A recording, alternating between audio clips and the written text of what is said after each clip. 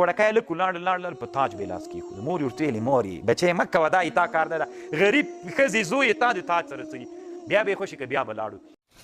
طالبانو امام غزالي رحمه الله د سیر العالمین کتاب کې لیکي وایي ذوالقرنین وړکی و، مور یې وخت کې وي د قسطنطنیې موزیم ته ویوړ، وړکی و ماشوم، مور یې ویوړو فیلسوف دلته یو فیلسوف په دې موزیم کې ناست و، په متحف کې ورته ویلې وي شي باندې لاس کېږده. دی وړکی هلک ولاړ په تاج به لاس کېښود. مور یې ورته ویلې مور یې بچی مه کوه دا یې تا کار نه ده، غریب ښځې زوی یې تا د تاج سره څه بیا به یې خوښي که بیا به لاړو.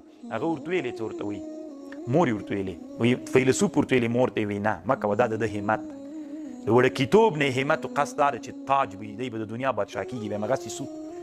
کوم خلک چې طالبانو له وړکیتوب نه معالي همتونه لري طالبانو الله یې بیا چې غټ هم سي هدف ته یې رسوي. او څوک چې له ابتدا نه طالبانو د ټیټ همت انسانان وي نو هغه په ژوند کې هم بیا همداسې ټیټ همت انسانان وي.